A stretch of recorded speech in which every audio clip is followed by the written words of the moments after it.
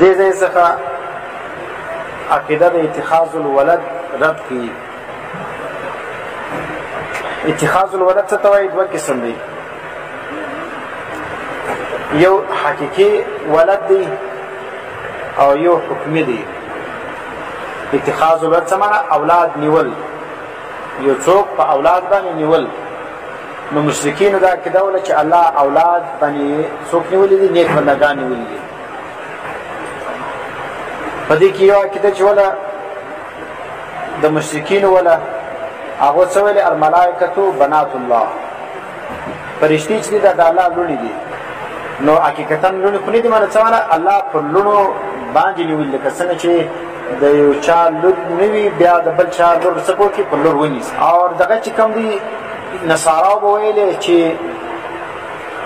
مسیح ابن الله،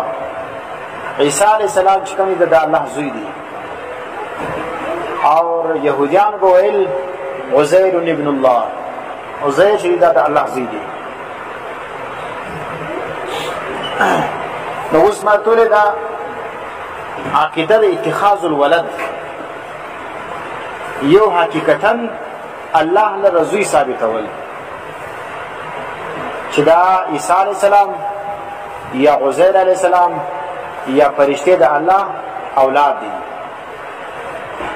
او دویم اتخاذ الولد حکمی. حکمی ودا ته وایي چې حقیقتا خو د الله اولاد نسته. الله چې کوم دی نعوذ بالله عزیر علیه السلام، عیسی علیه السلام او فرشتې پر اولاد باندې نیولي دي. حقیقتا یې اولاد نه دی بلکې اولاد په طور باندې نیولي دي. کسړي چې اولاد نه وي بیا بل څوک شنې ورکړي بیا څه د دې لکه زما زوی. نو اوس په دې کې اختلاف دی چې مشرکینو یا یهودیانو د الله دپاره حقیقي اولاد بلي که حکمي بلي. نو دواړه قولونه شته. بعضې بېعقلان ولو هغو ویلې چې الله دپاره حقیقتا اولاد شته. نو حقیقتا اولاد الله دپاره ثابت کړي دا هم غلط خبر ده، که حکمي اولاد ورته ثابت کړي دا هم غلط خبر ده. اوس که حقیقي اولاد ثابت کړي چې معنا د الله نعوذ بالله عیسی علیه السلام، عزیر علیه السلام، فرشتې د الله حقیقتا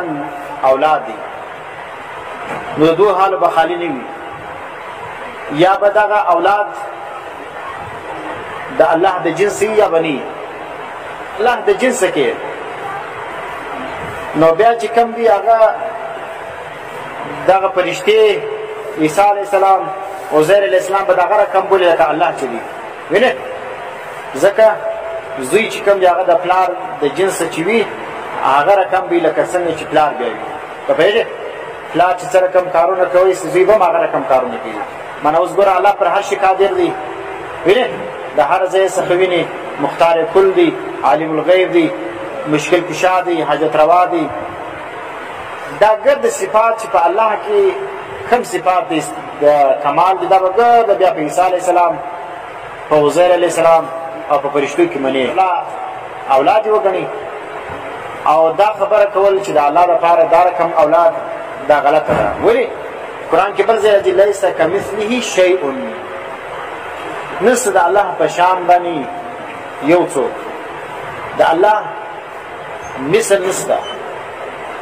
نو چې مثل نشته نو دا رقم د الله اولاد نشته. که ته غیر جنس وي معنی الله چې کوم دی هغه اولاد لري، خو لیکن د الله د ذات رقم نه دی. یا د انسان څه چې اولاد پیدا کېږي هغه رقم اولاد وي لکه انسان. اوس د انسان څه چې بیا د ډېره معافي چې سپی پیدا شي، خر پیدا شي، ښه پیدا شي، انسان خوښي نشانه پیدا شي. چې انسان وي خالي لاس نه وي یا پښه نه وي یا پزه نه وي یا غوږونه نه وي، خلک څه نشانه ده چې د انسان د جنس نسلو انسان په هغه اولاد شرمېږي. نو ته د الله دپاره داسې اولاد چې هغه د الله د جنس نه ثابتوي، نو چې د خپل ځان لپاره عیب بولې د الله لپاره به عیب نه. نو که حقیقتا اولاد سي نو دا دوی خرابیانې راځي. که د جنس د الله څه سي نو بیا خو لیس کمثله شیء، د الله رقم ذات بل نسته، نو حقیقتا اولاد د الله دپاره نسته. یا غیر جنس دی د الله رقم د الله د ذات رقم نه دی، نو بیا چې کوم دی هغه ما ورته ویلې لکه انسان چې د خپل ځان څخه د ځان لپاره غیر جنس اولاد نه خوښي یو انسان دا غواړي چې د ده زوی خر وي چې انسان دا نه غواړي چې د ده د جنس څخه غیر د زوی سي نو د الله دپاره سره کوم اولاد چې کوم هغه دی خوښي چې هغه انسان وي وینې یا فرشتي وي یا بل څوک وي دویم چې کوم دی دا بعض مشرکان چې وو هغه دا ویل چې د الله دپاره حقیقتا اولاد شته دویم قسم چې اکثر علما دا فرمایي چې د الله دپاره مشرکین هم دونه خره نه وړو چې د الله دپاره حقیقتا اولاد ثابتوي هغو دا نه ویل چې عیسی علیه السلام عین د الله زوی دی یا عزیر علیه السلام خاص د الله زوی دی او فرشتې خاص د الله اولاد دي څه مطلب ځکه قرآن چې لفظ استعمال کړی دی اتخذ الله اتخاذ دا ته وایي چې د چا یو شی نی هغه ونیسي اتخاذ نیولو ته وایي نو پوهېږي اتخذ الله ولدا الله ولد نیولی دی د الله اولاد نسته اولاد یې نیولی دی اسانه مثال دا تورې موسی علیه السلام په باره کې فرعون استعمال کړي وو که نه وو استعمال کړي چې څه وخت دی په هغه پیټۍ کې پروت ولو بیا چې هغه ښځې راواستې نو ده څه ویلې عسا ان ینفعنا او نتخذه ولدا موږ ته به فایده راورسي یا که بیا غټ سلو یا به پر اولاد باندې ونیسو ګوره نتخذه ولدا اوس موسی علیه السلام د فرعون زوی نه دی لیکن چې دلته کوم لفظ استعمالي نتخذه اتخاذ الولد څه ته وایي چې د بل چا کوچنی دی ته معامله د هغه سره د زوی دا کوې یوسف علیه السلام چې څه وخت وروڼو په څاه کې واچوي بیا چې عزیز مصر له ولاړی نو د هغه ښځې هم څه ویلو او نتخذه ولدا دا به موږ ونیسو په تور د زوی باندې نو څه معنا زموږ زوی خو نه دی لیکن معامله به دې ورسره کوله که د زوی ده نو دلته هم مشرکینو دا عقیده وله چې الله دپاره خو عین اولاد نشته الله چې کوم دی هغه د عزیر علیه السلام سره د عیسی علیه السلام سره او د فرشتو سره داسې معامله کوي لکه انسان چې د خپل اولاد سره معامله کوي انسان د خپل اولاد خبره نه غورځوي چې څه رقم اولاد وایي پلار و مور هغه خبره تر ډېر حده مني نو دا رقم الله چې کوم دی نعوذ بالله عیسی علیه السلام دا په تور د زوی نیولی دی او عزیر علیه السلام په تور د زوی نیولی دی او فرشتې چې کوم دی هغه په تور د لوڼې نیولی دی نو اوس چې کوم دی لکه څنګه چې الله حاجت روا دی مشکل کشا دی دا رقم عیسی علیه السلام زموږ دپاره حاجت روا دی مشکل کشا دی وینې ځکه عیسایان څه دي هغه چې خپل حاجتونه غواړي د چا څه غواړي د عیسی علیه السلام څه غواړي د حضرت مریم څه غواړي او یهودیان چې کوم دي هغه نارې وایي عزیر علیه السلام ته اور مشرکین عرب به څه ویلې فرشتو ته به نارې ویل یا جبریل یا میکائیل وینې اور زموږ د زمانې مشرکان چې کوم هغه څه یا پیران پیر مدد وایي یا علی مدد وایي یا رسول الله مدد وایي دا چې کوم دی دا د هغه سلسله ده نو قرآن چې کوم دی رد د شرک دپاره راغلی دی چې اتخاذ الولد عقیده دا غلطه ده په پوه شولاست نه د الله دپاره حقیقي اولاد شته نه حکمي اولاد شته داسې څوک الله په مخلوقات کې نه دی نیولی چې الله د هغه د محبت د وجې مجبور سي او بیا څه به وکړي بیا خپله فیصله بدلوي ټول دشتي د لږ مطالعه وکړي زموږ د زمانې مشرکان دا څه کوي دا د پیران پیر په باره کې دا عقیده لري وایي پیران پیر چې کوم دی هغه چې څه وخت دی یو فیصله وکړي الله پاک چې کوم دی هغه فیصله بیا نه دقیه وینې الله پاک خامخا هغه فیصله څه وکړي نافظي یې به پوهېږې دا رقم ډېر واقعات شته وایي یو وخت چې کوم دی هغه د شیخ عبدالقادر جیلاني یو مرید او سپین سرې ښځه د هغې یو زوی ولو نو دغه چې راغلی اسرائیل علیه السلام چې روح ځینې واستي د هغه کوچني سره نو دغه ښځې بغارې کړې ولاړه پیراني پیر له ورته ویل یو زوی مې ولو هغه هم لاړی نو بیا څه چم وسو پیراني پیر چې کوم دی هغه دې څه بولي دی دا بولي چې پیراني پیر په کائناتو کې تصرف کوي مثال الله چې کوم دی هغه اختیارات ورکړي دي مرګ ژوند د په لاس کې خیر او شر د هغه په لاس کې بولي نو اسرائیل علیه السلام له ورغلی چې دا زما مرید سپین سره د دې زوی دی دا روحونه تا اخیستي دي دا ولیلکه هغه ورته ویل باید الله حکم دی دا ټینې پراو بس بلا نور اجازه نشته دنیا کې وای بیا ورته وویل دوه درې وارې چې ورته وویل اخر پیرانې پیر پخه شوم سلو د اسرائیل علیه السلام سې وایي هغه تیلي واصل د روحانو دا یې ته څه کله ول پخوا ما ته یوه درته ویلی تا نه ریله کوي اوس به ګرده ولاړو ژوندي سلو پوهېږې دا زموږ د زمانې د بریلویانو د زموږ د زمانې د مشرکانو دا عقیده ده دا اوس هم دلې سته دا عقیده د اسلام ده اوس چې څه وغواړي هغه کېږي پیرانې پیر چې زر واره وغواړي چې الله نه یې غوښتلې نه کېږي نو دا رقم مسلې ډېرې دي دا ما یو مثال خلیر ده ټول هم ډېر مثالونه شته نو دا رقم عقیده د مخلوق په باره کې نه ساتې نه الله چې کوم دی یو نبي نه یو ولی او نه چې کوم دی هغه یو فرشته دا رقم نیولې ده په ټول د اولاد باندې چې الله د هغه خبره پر مځکه باندې نه غورځي پوهېږې نو الله چې کوم دی هغه خپل اختیارمند دی چې څه رقم کوي ځکه قرآن کې راځي من ذا الذي یشفع عنده الا باذنه څوک د الله مخکې سفارش نشي کولی مګر چې د الله اجازه نه سوی من ذا الذي الله څوک دی هغه ذات یشفع عنده الا شفاعت الله دا چیلنج ورکوي دا څوک دی هغه ذات چې زما د مخ سفارش وکړي زما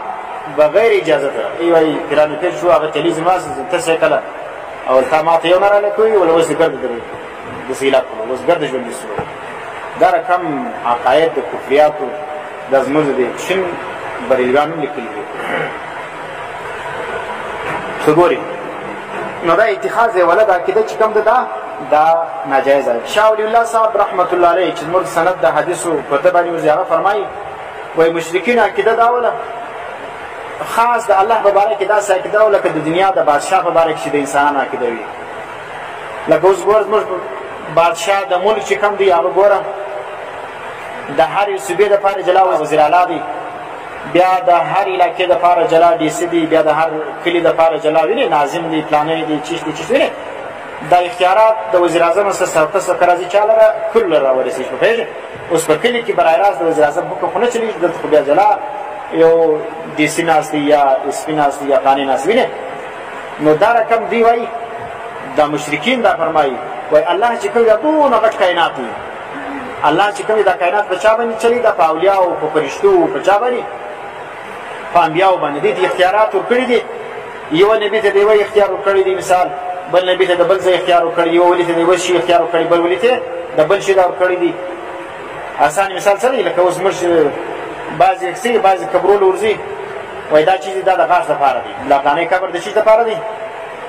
دا غاښ درد دپاره دی پلانی قبر له چې ورسې دا ولي چې کوم دی الله پاک دته اختیار ورکړی دا د پیس مرض دپاره دی پلانی له چې ورسې هغه اولادونه ورکوي پلانی له چې ورسې هغه تبې جوړوي پلانی له چې ورسې هغه پلانی کوي شپېته دغه چې کوم د زر در دی هر در له چې ورځې جلا جلا مرض در کېږي پوهېږې تاسو د پنجاب د سیند د دې جاهلانو عقاید وګورئ په خړو اوبو کې د پیر صاحب د قبر سره خړې اوبه دي په دا کې دی لمبېږي څه دپاره دی وایي دا د بدن د پیس مرض دپاره دانې نه در باندې راخېږي ریګ چې کوم دی پر ځان باندې موږ وایي دا څه دپاره دی دا چې کوم دی وایي دا زموږ د پیر صاحب صابون ولو هغه به ښه سړی تېر شوی پوهېږې هغه خراب لیکن د هغه خو دا عقیده نه وله چې ته اوس راولاړ سې په دا مردار اوبو کې لمبېږه او دغه ریګ په ځان موږه او قبر باندې طواف کوه وینې جنډیانې دا د دې خو هغه نه وایي د ښولي نو دا چې شوله دا اتخاذ یې وله دغه عقیده ده هر ځای بیا راسي بیا موږ دونه تفصیل بیا نه کړو بس دلته دا تفصیل ختم شو نو قرآن چې کوم دی هغه په دې دغه باندې چې کوم په عقیده د اتخاذ الولد باندې رد کړي قالو بواوین او دا وقالو څه دي د دې مخکې دا واو دی او غیر واو ویل شوی وقالو یا قالو دواړه ویل شوي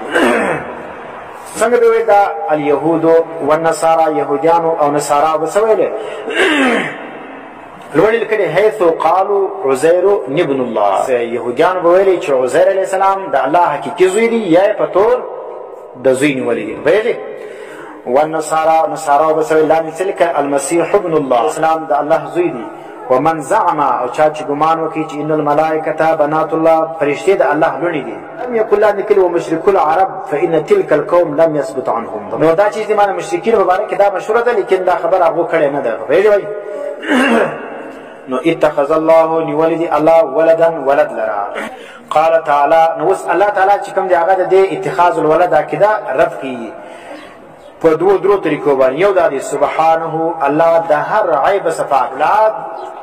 چې څوک غواړي هغه چې شوي کمزوري وي کېږي د مرګ بعد به میراث پاتېږي نو د ده جایداد به څوک سنبالي؟ اولاد به سنبالي. نو پر الله باندې مرګ راځي نه راځي؟ بیا اولاد ضرورت شته. او دویم دا دی اولاد جز د پلار وي. نو ته چې الله د اولاد ثابتوي نو دا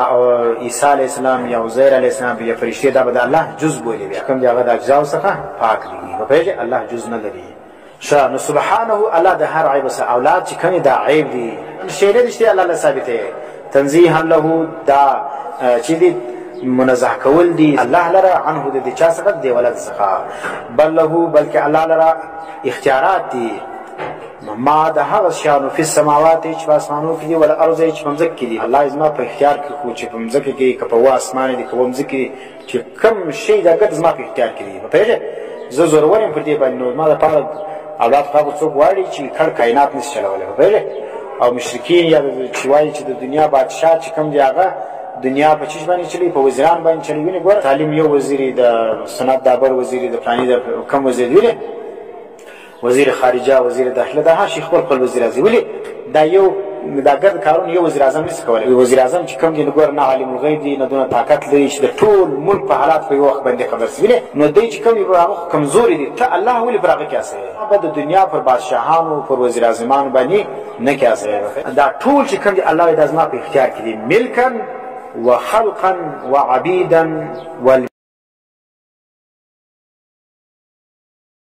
دي پر ټول مشرکان باندې. ته ګورې الله چې په دې ځکه کې چې کم څوک دي یا په اسمانو کې دي پس ګوره په ځکه کې انبیا دي اولیاء دي پیرانان دي او په اسمانو کې دي فرشتي دي. دا ګرده ملکن الله دا زما ملک دي. لا لیکل دي ملکن مو وایي چې ملک به وایي بکسر المیم. سمانه دا ټول د ځکه اسمان دا زما ملک دي زما اولاد نه دی. په پوهېږې وخلقا دا زما مخلوق دي. خلق چی شوی مصدر په معنا د مفعول راځي. خلقا څه معنا مخلوق دي. دا زما پیدا کړي دي دا ټول کانبیا دي که اولیاء دي. وینې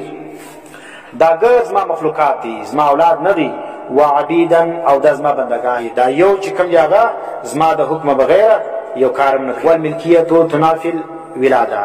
ای چې څوک د چا ملکیت وي هغه دغه اولاد نشي ملکیت او اولاد کېدل دا نه سرجمه کېدلی. اوس ګوره زوی د پلار دا ملک نه دی. دا پلار دا نشي وایي چې دا ګوره زما زوی دی دا زما لور ده زه چې څه په کومه خرڅوم یا مړه کوم. دی وایي چې دا زما اولاد دی زه د ده اختیارمن یم زه خرڅوم. نو دا د خرڅېدو اختیار نه لري. هلک خو نه لري په نجونو خو اوس هم لري خرڅېږي که نه خرڅېږي. نو دا چیز دا ګر د جهالت وجه ده. نو ملکیت چې کوم دی ګوره دا منافات لري د ولادت سره چې اولاد سلو بیا د ملک نه دی او چې د ملک سلو بیا د اولاد نه دی. مصنف دا غیر ته وایي. نو دا په مځکو په اسمانو کې چې څور مخلوقات یو هم نه دی وتلی دا د الله ملکیت دی. نو چې ملکیت یې سلو اولاد یې نه دی. وعبر بما تغلیبا لما لا يعقل. دلته ګوره تعبیر وکړي په چیز باندې په ما باندې. بل له ما وینې له بلکې الله لره دی ما هغه څه دا ما چې کوم دی یو د ذوی الکل یو شی چې کوم دی د ذوی الکل لپاره استعمالیږي او د غیر ذوی الکل لپاره استعمالیږي. من د ذوی الکل لپاره استعمالیږي ما د غیر ذوی الکل پیژنئ. نو من چې کوم دی ګردمه د ذوی الکل لپاره استعمالیږي. دا رقم نه کوي چې من هغه خره من هغه سپیان وسره زده کې من کرالی من به معنا څه کوي هغه انسانان او ما کراله په ما کې چې شي هغه غیر ذوی الکل مراد دی. نو اوس سوال دا دی چې مصنف چې کوم دی ګوره په مځکو په اسمانو کې خو ذوی الکل هم شته انسانان سلو وینې دا وسیج او دا رقم د حیوانانو وسیج دا ما ولې ذکر کړه. دی وایي موږ چې اندازه وګورو په دنیا کې په دې مځکو په اسمان کې غیر ذوی الکل زیات کوم شی زیات وي حکم هغه لري. غالبا لما لا يعقل د پاره شي وکړ یا د وجه د کثرت د غیر ذوی الکل ما استعمال کړه. وعبر بما تغلیبا او تعبیر وکي په ما باندې د اعتراض جواب دی چې من به استعمالوي ولې غیر ذوی الکل استعمال کې ځکه په ځکه اسمان کې مخلوقات دي په کې غیر ذوی الکل زیات دي. وبغه تغلیبا معنا د وجه د غلبې لما لا يعقل چې کوم شی چې نه لري عقل نه لري. لا لیکن لکثرتها د وجه د چی د کثرت د دې بیا عقلانو په دنیا کې څوک ډېر دي عقلان دي. په پوهېږې ګوره انسانان چې راواخلې انسانان په چیش کې په دې کائنات کې لږ دي. د نور حیوانان غیر ذوی الکل بیخي پر زیات دي. بیا چې انسانان راواخلې په انسانان کې عقلمن بیخي کم دي. عقلمن قرآن څه فرمایي اکثر څه فرمایي واکثرهم لا یعقلون اکثرهم لا یعلمون. نو د چیش دی و اکثر چې کم دی هغه دغه دي لا یعقل دي داغه د وجه ما ذکر کړه کل له قانتون. ورته ګورئ کل دا ټول چې دی که ذوی الکل دی که غیر ذوی الکل دی الله وایي له خاص دی الله لره قانتون څه معنی اطاعت